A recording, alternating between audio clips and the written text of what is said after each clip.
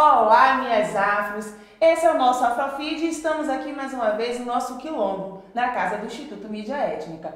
Hoje estamos com a afro maravilhosa, que vai falar sobre um assunto bem delicado, polêmico e às vezes silenciado. Laura Augusta, psicóloga, babadeira e minha afro.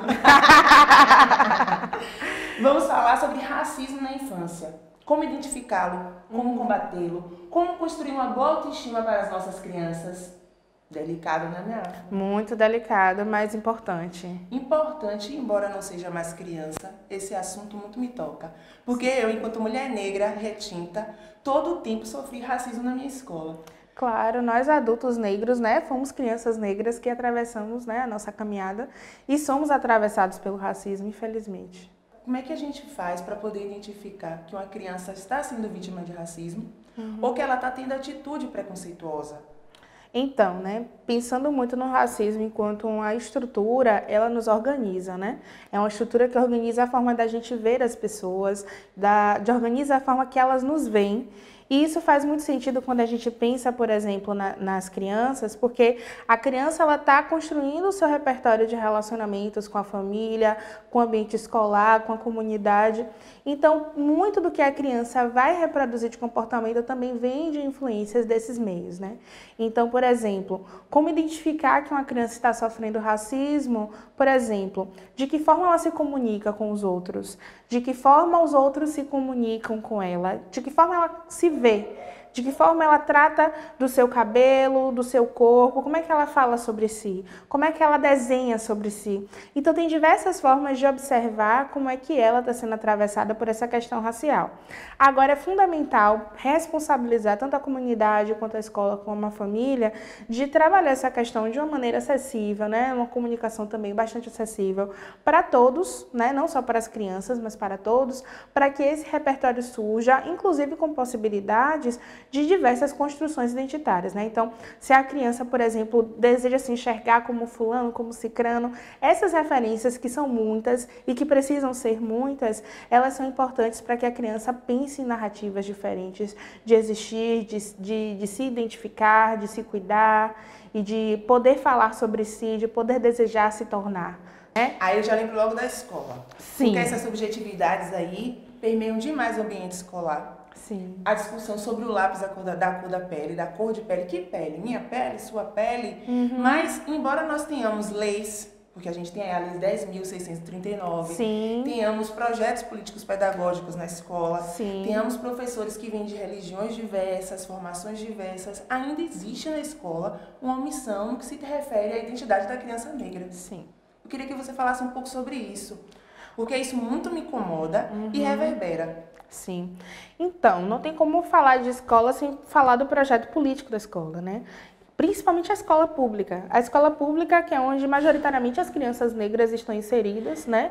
Porque nós viemos de um lugar de falta de mobilidade social e faz parte do projeto de genocida também que nós não tenhamos acesso a uma educação de qualidade, porque a educação de qualidade dá a oportunidade de você pensar criticamente sobre quem é você, onde é que você está inserido, logo você vai pensar o que é que você quer para a sua vida. Então, não é interessante para o governo, para o Estado ou a instituição que organiza, né, politicamente o ambiente escolar, o sistema educacional, que essa criança negra tenha consciência do que é ser negro.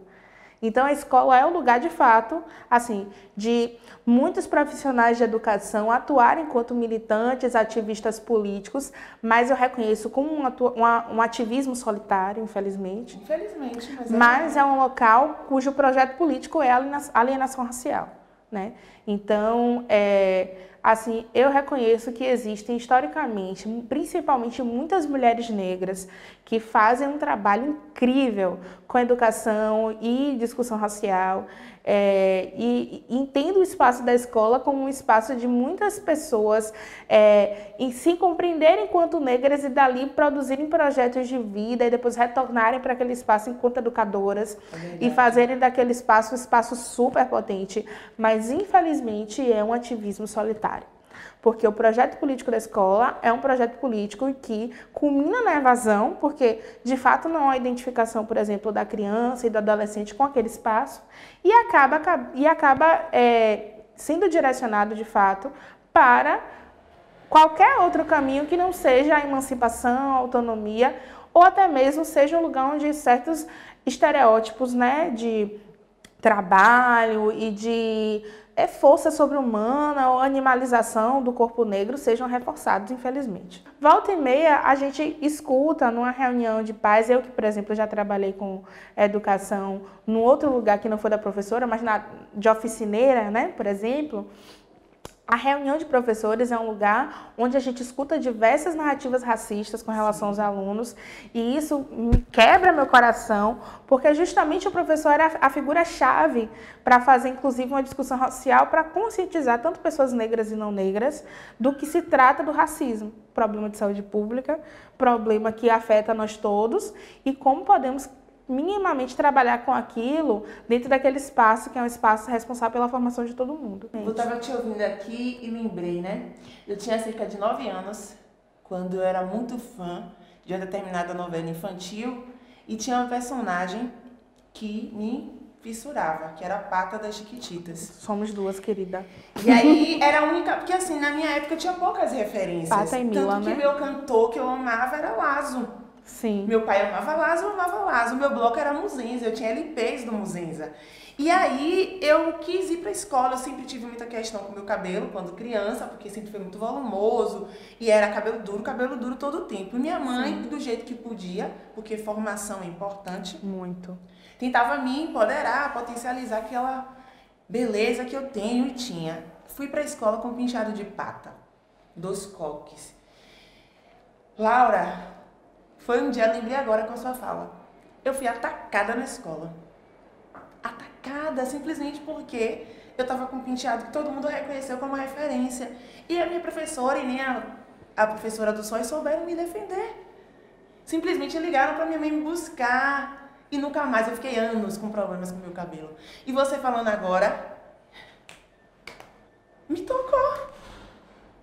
Será que teremos crianças mais firmes quando se trata da questão do racismo, combate a ele, autoafirmação? Eu quero ser otimista. Tá bom. Eu também quero muito ser otimista. Apesar de saber que, assim, milhões de pessoas não têm acesso às redes sociais, milhões de pessoas estão na zona de pobreza, e a gente sabe que a pobreza tem cor, né? A população em situação de rua tem cor. As pessoas que não têm acesso a dispositivos móveis, internet, telefone, água encanada, tem cor, né? Então, assim, eu torço muito para que venha uma geração com o potencial, inclusive, de pensar estratégias para diminuir, né, erradicar essas questões, né, e que haja um diálogo de fato com as pessoas não negras, né, a branquitude, para que eles se responsabilizem com isso também. Porém, assim, é um cenário que está aí há muito tempo, né, então, assim, é uma esperança, né, uma esperança.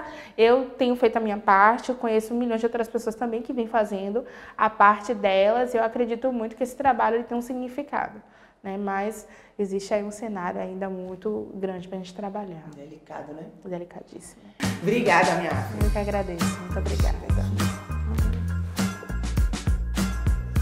Estamos juntas. Estamos.